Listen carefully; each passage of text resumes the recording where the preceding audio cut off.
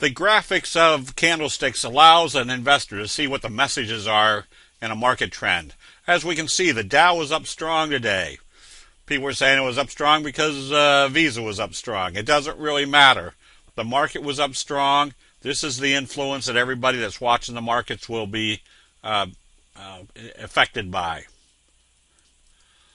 At the same time, the transportation index was kind of doing some consolidation, probably back to the T-line. When the Dow is up and the transportation is down, and the NASDAQ was up slightly, the S&P up slightly, pretty much tells us there's really no change of investor sentiment. The uptrend remains in progress as long as we don't see a severe sell signal and a close back below the T-line. Knowing which direction the market is going or not changing allows us to take advantage of patterns that can produce very high profits, like we did in our recommendation of RCPT. Coming out of this fry pan bottom, they pop, and then we know what the results of a fry pan bottom is.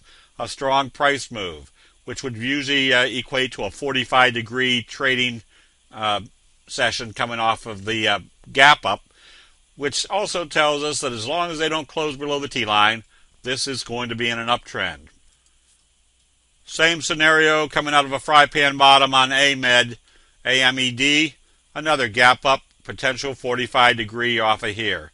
So the nice thing about being able to identify the patterns is it allows us to take advantage of not just uptrending moves during an uptrending market, but price patterns that have excessive upside potential.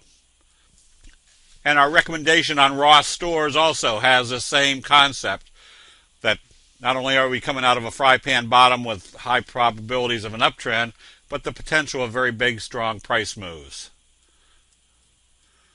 And the use of signals with the T-line makes it a much more effective result as far as identifying which way a trend should be moving.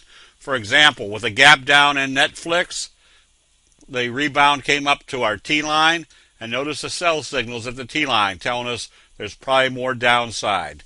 This is not rocket science. This is merely taking advantage of the information built into candlestick signals that the Japanese rice traders provided us over their analysis of the charts over the last 400 years. That'll be it. We'll see you in the chat rooms.